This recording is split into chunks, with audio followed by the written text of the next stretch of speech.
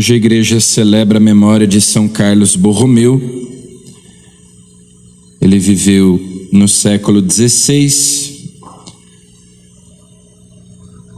ali durante aquele período de reforma da igreja, a partir do Concílio de Trento, como uma resposta, uma reação da igreja à Revolução Protestante. E São Carlos foi bispo de Milão. Embora ele fosse de família nobre, inclusive tinha clérigos na sua família de grande importância. Infelizmente, naquela época, muitos procuravam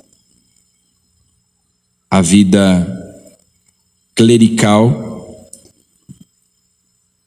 como uma forma de obterem privilégios. E ele, que pertencia a uma família nobre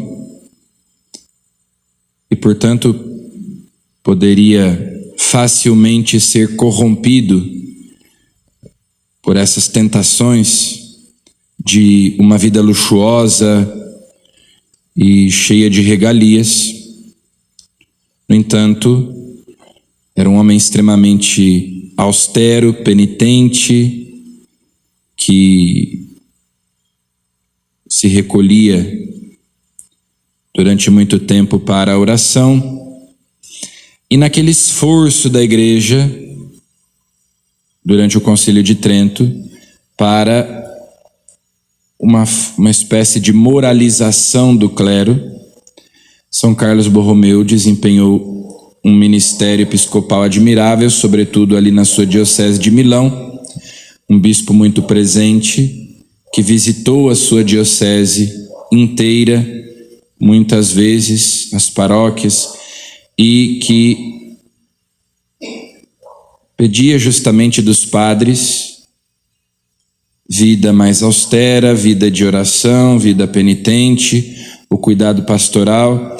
Também houve uma grande peste em Milão, e São Carlos Borromeu se dedicou muito aos doentes, aos que morriam, aos moribundos, às famílias enlutadas. Então, um bispo que era ao mesmo tempo um místico, mas que tinha aquela sensibilidade pastoral e a vivência da caridade muito presentes. Também São Carlos Borromeu é muito lembrado pela sua atuação na formação dos seminários. Até aquele momento não existiam os seminários, a formação dos padres acontecia de uma maneira não tão regulada. Então, São Carlos Borromeu se empenha muito, seguindo as orientações do Concílio de Trento, para estabelecer seminários que formassem bem o clero. Havia uma ignorância por parte do clero muito grande em relação à doutrina. Então, a formação do clero era uma prioridade para São Carlos Borromeu. E, embora ele não tenha vivido nem 50 anos, mas alcançou a santidade, por isso é lembrado por nós no dia de hoje, e nós pedimos a sua intercessão. São Paulo, na primeira leitura de hoje, continua aquela sua reflexão de ontem a respeito dos judeus, que são o povo da aliança, que são o povo escolhido, amado por Deus, o povo que descende dos patriarcas, Abraão, Isaque, Jacó, Moisés. Por isso é um povo amado, é o povo que Deus escolheu. Mas uma minoria dentre eles acreditou em Jesus. Uma minoria passou para a nova aliança. A maioria permaneceu na antiga aliança.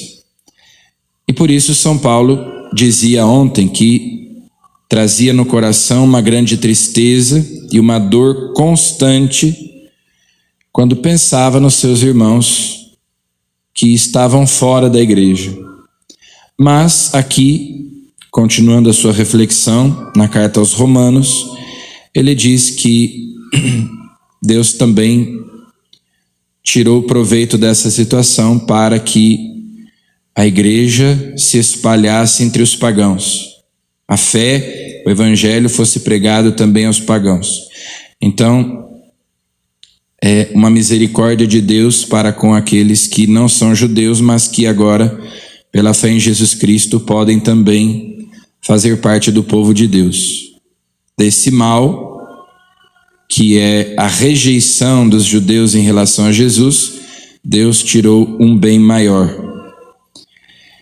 E no Evangelho, Jesus ainda na casa daquele chefe dos fariseus, também a continuação do Evangelho de ontem, Jesus cura um hidrópico em dia de sábado e ainda naquele contexto, na casa do chefe dos fariseus, Jesus comenta sobre a atitude dos fariseus de buscarem sempre um lugar de destaque, de honra, de buscarem privilégios e de buscarem a fama, serem honrados pelos outros.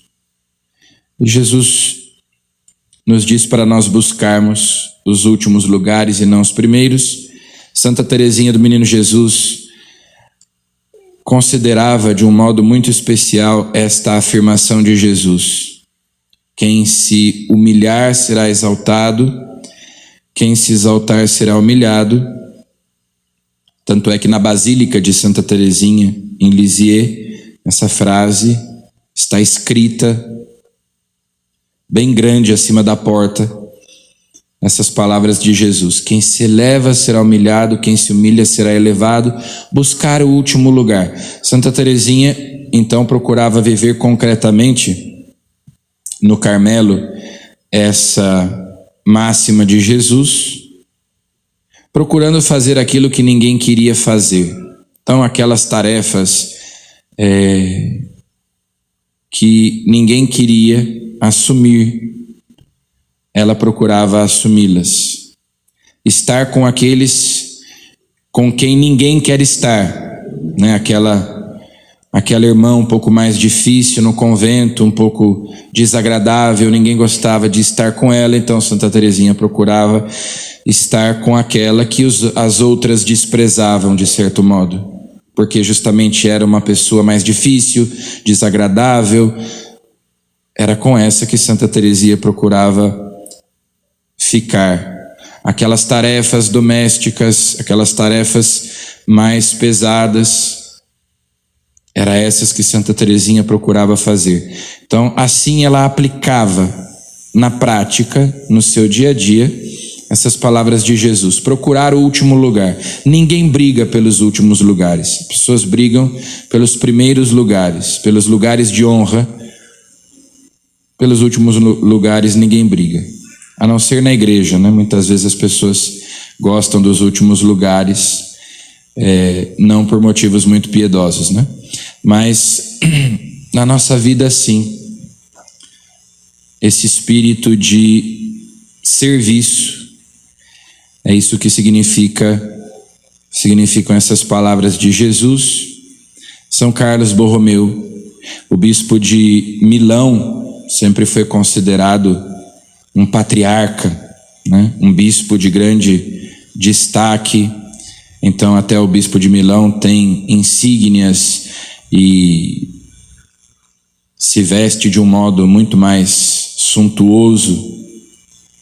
E ele, apesar de toda aquela pompa exterior, procurava trazer sempre consigo o cilício e era um homem extremamente penitente, apesar de todo o fausto, de toda a pompa exterior, mas procurava também, como eu disse, ele sendo bispo de Milão, quando veio a peste, estava ali junto aos doentes, cuidando deles.